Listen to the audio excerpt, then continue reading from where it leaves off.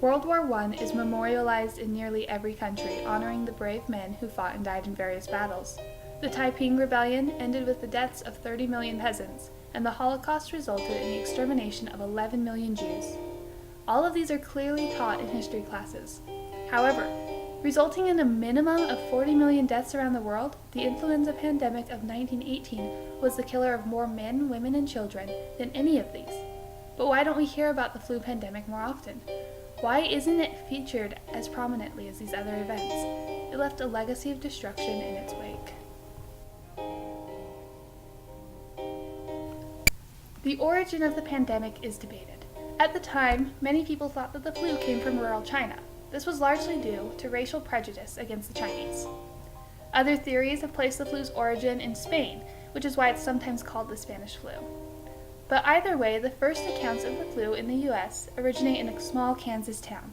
The men who survived this flu were sent to Europe only a short time later to fight in World War I.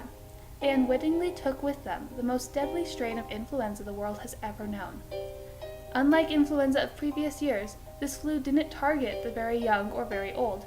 It targeted young adults, often killing them within 48 hours. Attempts were made at slowing the spread of the disease, but nothing seemed to work. Some said that doctors understood the flu about as well as they understood the Black Plague during the Middle Ages. One can stand it to see 1, 2, or 20 men die, but to see these poor devils dropping like flies sort of gets on your nerves. We have been averaging about 100 deaths per day, and still keeping it up.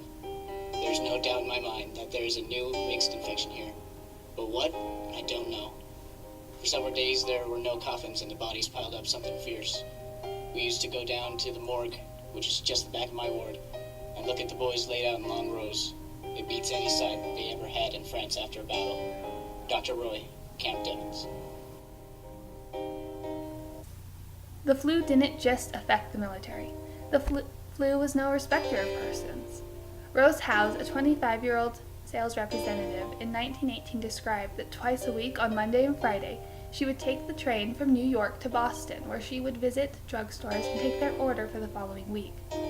She remembered the terrible weeks of October 1918 because by the time that she returned to Boston on Friday, 2/3 of the people that she met with on Monday were dead.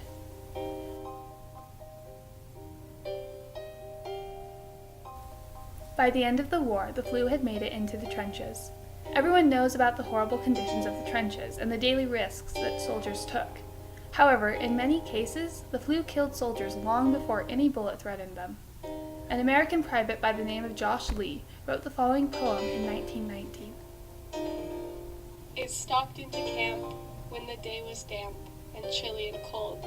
It crept by the guards and murdered my pards with a hand that was clammy, bony, and bold.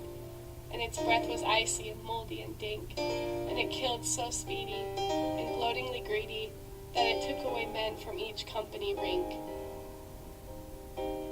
There are no monuments, museums, or heritage centers dedicated to the influenza pandemic, and apart from a couple of exceptions, it has not been featured prominently in contemporary literature and art, so it would seem to be a sweeping case of collective amnesia.